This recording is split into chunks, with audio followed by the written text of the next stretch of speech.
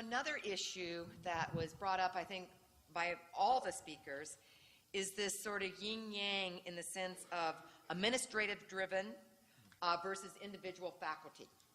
Now, many institutions are having, as they say, the vice provost for internationalization, the offices, and that. So I sort of bring this out for a discussion. How do you balance this? Because you don't want to curb the creativity of the individual faculty, but if you have 350 MOUs and you don't have a strategic plan, you know, how do you go about this? Our approach has been to use multiple, it's the matrix thing that I talked about, right? So it ties into what was also said earlier that Marissa was saying about how you need to have that face-to-face contact. It's the same with faculty at my institution. It's not just doing the metrics and looking at publications and seeing who's internationally engaged. It's knowing who they are they team players, right? And so that would be one piece. What is the area of research and does it align with institutional priorities, right? For instance, at Washington State University, biofuels is a big thing. And we could be collaborating with lots of terrific laboratories across the globe. And then looking at funding opportunities and linking all of that. So there's no easy answer to this question because I think you have to use both qualitative and quantitative metrics in deciding what your institutional priorities are going to be. And I think that's also what Jim was trying to say, which I'm sure he'll elaborate further on. So anyway, that's our approach, taking a multi-pronged piece to it. But it certainly doesn't work to come from the top down. It's bottom up and it's every which way. As I presented the four approaches, I'm not sure I underscored the fact I'm not advocating any one of the four. I'm advocating all four. We've got to be following all of those. This is the multi-pronged approach that Prima is talking about right now. There is no one model. There is no magic formula, no cookie-cutter approach. It depends so much. You know, don't you hate it when your provost leaves and goes somewhere else?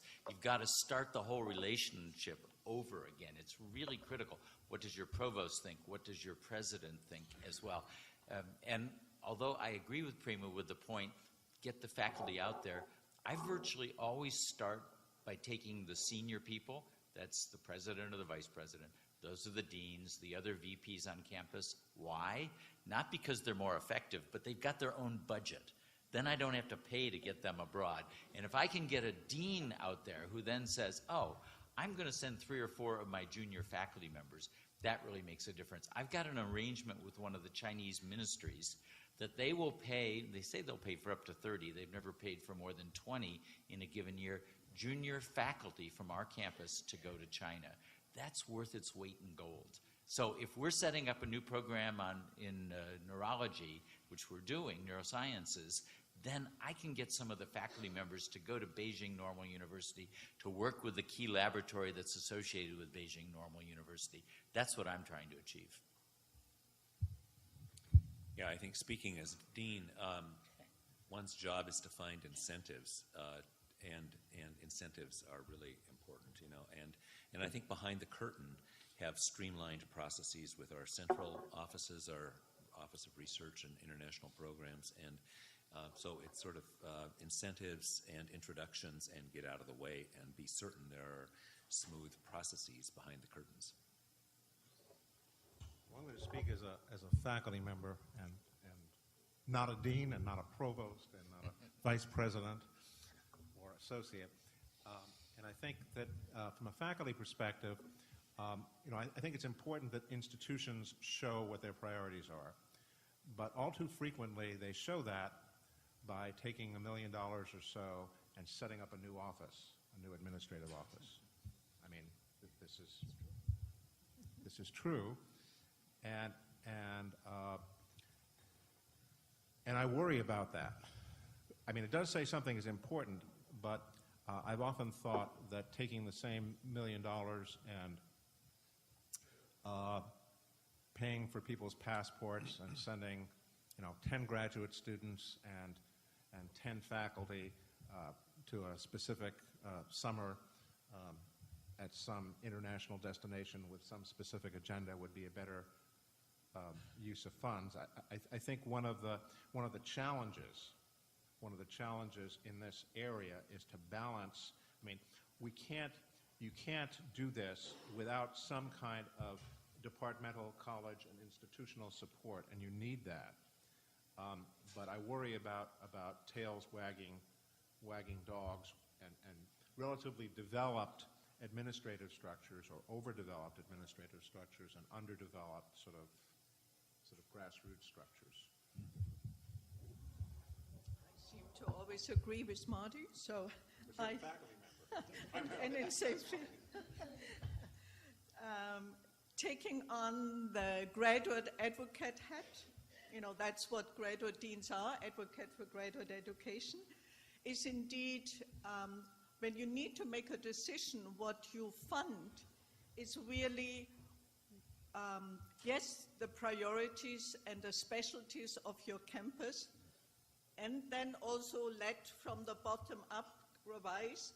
But when you give special money, how do you leverage that most graduate students and most students can contribute, will be included? That would be a key criteria. I'm in a little different capacity because I work with... Are you okay? Postdocs. Yeah, postdocs. I work with a lot of universities, and I take a multi-faceted approach. On the one hand, I like to engage provosts and vice presidents and deans at the top and work with them on establishing the priority of globalization. And then I work with the faculty at the bottom and work my way up. So I'm going like this all the time, because then I can go to the faculty and say, you have support from the senior leadership. And then I can go to the senior leadership and say, you have support of the faculty. And then we have to figure out how to find a comfortable narrative somewhere in the middle where both sides can be accommodated. And I think that's a good way to go. All right? But I think nurturing the junior faculty and recently tenured faculty is a good way to go. I love it when provosts and presidents turn over, because you get a chance to go in and educate them. And they're looking forward to that. I don't mean it in a devious way. They're hungry. They want to be successful. We have the tools to help them make them successful from an international perspective, and that's what we bring to them.